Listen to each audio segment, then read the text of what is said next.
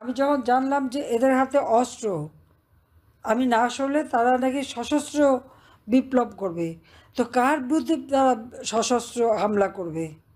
আমি আর যাই করি, দেশের মানুষের কল্যাণের জন্য কাজ করেছি। মানুষের লাশ ফেলে ক্ষমতা থাকতে আমি চাইনি। আর ওদিকে ডক্টর ইউনূস লাশের উপর পা দিয়ে ক্ষমতা দখল করতে চেয়েছে। এখানেই হচ্ছে সবচেয়ে বড় কথা।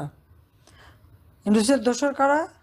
জামাত শিবির, আনসারুল্লাহ বাংলা টিম, হিজবুত তাহরির সহ বিভিন্ন জঙ্গি সংগঠন, এমনকি লস্করে তৈয়বাও সে দাবি করেছে ইউনূসকে ক্ষমতা আনতে তারাও সহযোগিতা করেছে। তাহলে বুঝতে পারে, এবং জেলখানায় যত সন্ত্রাসী ছিল তাদেরকে সব ছেড়ে দিয়েছে, কারণ এটা পুরস্কার, কারণ এরাই তাকে সাহায্য করেছে ক্ষমতায় আসতে। আমি শুধু এটুকুই বলবো যে আজকে বাংলাদেশ একেবারেই ভালো অবস্থায় নাই। এই যে অগণিত নেতা কর্মীর উপর যে নির্যাতন করে যাচ্ছে, এর জবাব একদিন ইউনূসকে দিতে হবে। আজকে আমাদের দেশের মানুষের সমস্ত কল্যাণের জন্য আমরা কাজ করেছি।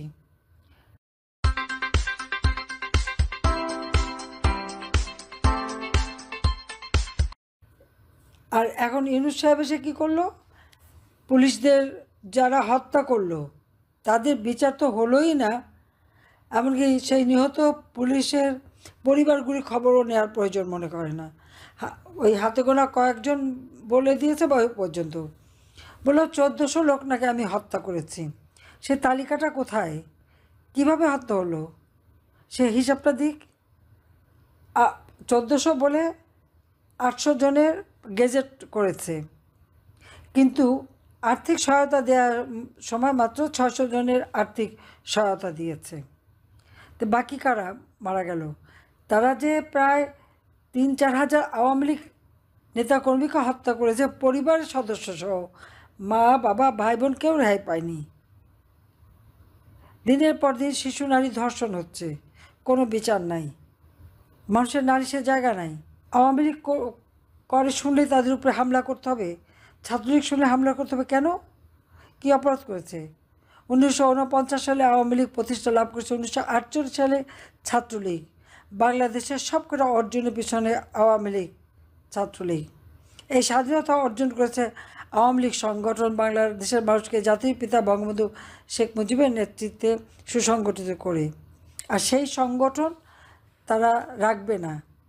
একটা গোষ্ঠী বা একটা সংগঠনকে যদি কেউ সম্পূর্ণভাবে খতম করতে চায়, তো সে আন্তর্জাতিক আইন অনুযায়ী সেটাই হচ্ছে গণহত্যা। তো ইউনূস এখন গণহত্যা শুরু করেছে, এবং এই যে আওয়ামী লীগের নেতাকর্মী, পুলিশ, সব এক একটা গোষ্ঠী ধরে ধরে হত্যা করছে। সংখ্যালঘু সম্প্রদায়ের উপর হামলা, এই সংখ্যালঘু সম্প্রদায়কে হত্যা করে শেষ করে দেওয়া, এটাই গণহত্যা। শেখ হাসিনা গণহত্যা করেনি। শেখ হাসিনা মানবতা বিরোধী কোনো কাজ করেনি। মানবতা বিরোধী কাজ করেছে ডক্টর মোহাম্মদ ইউনূস, তার সমন্বয়ক এবং তার এই জঙ্গিরা। আমি জঙ্গিদের দমন করে মানুষের মানবাধিকার সংরক্ষিত করেছিলাম। সমস্ত জঙ্গিরা, তাদেরকে আমরা দমন করেছি, বন্দি করেছি। ইউনূস এসে সবাইকে ছেড়ে দিয়েছে, সব জঙ্গিদের মুক্ত করেছে, কারণ তার ক্ষমতা দখলের হাতিয়ার হিসেবে এরাই তো ব্যবহৃত হয়েছে। তাদের উপর ভরসা করেই তো সে ক্ষমতা এসেছে, তার কোনো জনসমর্থন তো নাই। আর তাদের সংস্কার আর হিসাব হলো, কথা হলো সব শেখ হাসিনার দোষ। তো ইউনূসের যে গুণের কথা আমি তো বললাম, তার এতই গুণ যে সে আমার দেশের মানুষকে যেমন বঞ্চিত করে যাচ্ছে, অপরদিকে নিজেরা সমানে 2 হাতে চুরি করে খাচ্ছে। নিজের ট্যাক্স ফাঁকি দিয়েছে, নিজের ব্যক্তিগত ট্যাক্সও ফাঁকি দিচ্ছেই। আরও 38টা কোম্পানি, তার আবার ব্যবসা প্রতিষ্ঠান অনেক, এই 38টা কোম্পানির ট্যাক্স ফাঁকি দিয়েছে, যেটা নিয়ে মামলা হয়েছে। এই মামলাগুলি ক্ষমতা আসার সাথে সাথে তুলে ফেলেছে। শ্রমিকের অর্থ আত্মসাৎ করে সাজাপ্রাপ্ত আসামি হচ্ছে ইউনূস। শ্রমিক আদালতে তার শাস্তি হয়েছে। ক্ষমতা এসেই সেই সাজাও সে নিজের সাজা নিজেই মওকুফ করে নিয়েছে। ইউনূসের যত রকমের অপকর্ম তার হিসেব দিতে গেলে তো মানে আর সময় থাকে না।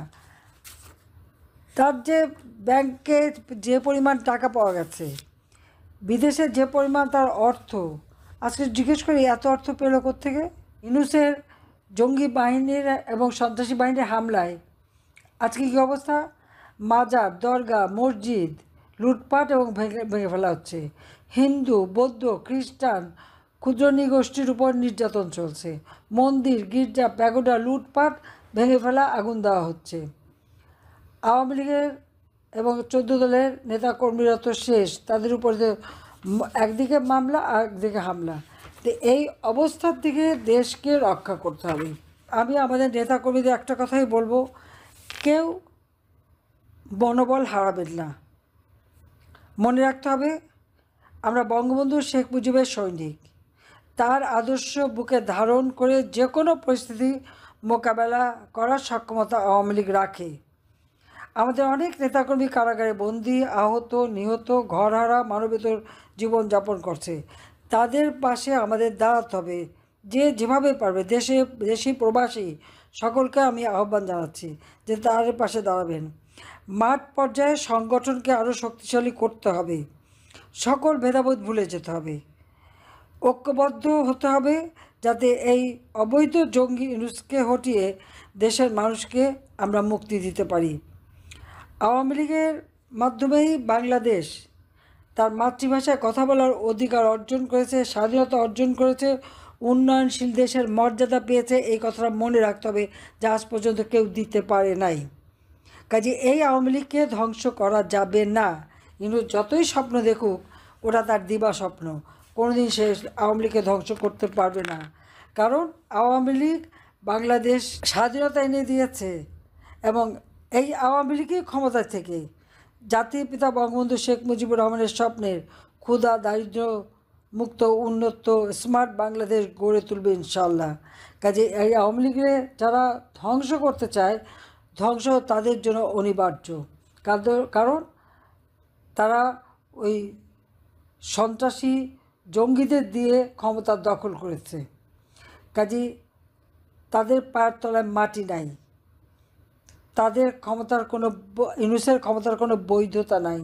যত তাড়াতাড়ি সম্ভব এই জঙ্গিবাদী ইউনূসকে দ্রুত ক্ষমতার থেকে সরাতে হবে। আমি আওয়ামী লীগ, সহযোগী সংগঠন, 14 দলীয় নেতাকর্মী এবং স্বাধীনতা আদর্শে বিশ্বাসী দল মত নির্বিশেষে সকলকে ঐক্যবদ্ধ হয়ে এই সুদখোর ফ্যাসিস্ট ইউনূসের এই সন্ত্রাসী জঙ্গিদের বিরুদ্ধে রুখে দাঁড়াবার আহ্বান জানাচ্ছি। দেশে প্রবাসে যারাই বসবাস করেন সকলের প্রতি আমার এই আহ্বান থাকবে, আসেন সকলে মিলে আমরা ঐক্যবদ্ধ হয়ে এই স্বৈরাচার জঙ্গিবাদী মানবতা বিরোধী ইউনূসের হাত থেকে দেশের মানুষকে রক্ষা করি, দেশের স্বাধীনতা সার্বভৌমত্বকে রক্ষা করি।